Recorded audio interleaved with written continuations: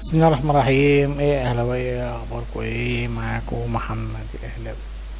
الاول كده فعل الجرس، اشترك في القناة وادينا لايك. النهاردة هنكمل سلسلة لعيبة الاهلي القدامى. النهاردة معانا نجم كبير، نجم مصطفى عبده المجري. مصطفى عبده انا اعرف ليه سموه مجري وليه وعمل مصطفى عبده من لما كان في الاهلي وحكم بطل.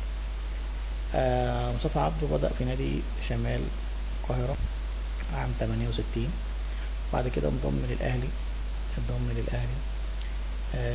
تحت سن 17 عام 1970، ولعب بالفريق الأول بعد سنة واحدة بس.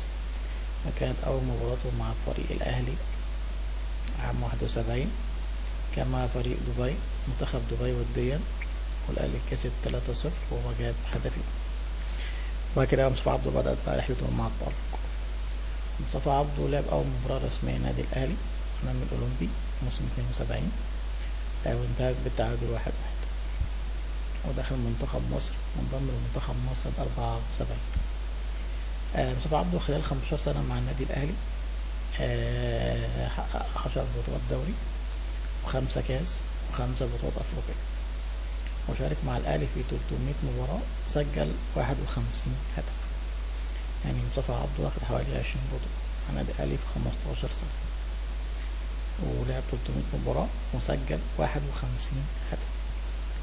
واللي أطلق عليه اسم المجري أطلق عليه الشيخ النقاد الرضيين ساعتها نجيب المستكاوي لقبا مميزا، حيث أسماه المجري نسبة إلى ذلك القطار السريع الذي جاء مصر عام 67.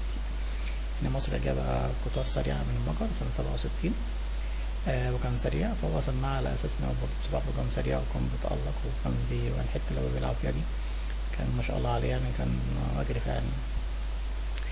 انا شفت له فيديوهات بصراحه قبل ما اتكلم عشان اعرف اتكلم عليه. هو اعتزل دوليا بعد من حمل لقب الامم الافريقيه سنه 86 وشارك في 76 وشارك في 80 وشارك في 84 واولمبياد لوس انجلوس سنه 84. ده مصطفى عبده يا جماعه مع النادي الاهلي ومنتخب مصر. لعب 300 مباراه مع الاهلي، خد 51 جاب 51 جون، واخد 10 دوري و5 كاس و5 بطولات افريقيا. وبعد كده بقى بعد ما اعتزل الكورة مصطفى عبده اتجه الى تحليل المباريات وتقديم البرامج الرياضية، وعينه رئيسا للجنة المجتمعية للنادي الأهلي عام 2018. وهو دلوقتي بيعمل برنامج تلفزيوني في قناة الأهلي. فده كان مصطفى عبده ده كان مصطفى عبده ومشواره مع النادي الأهلي.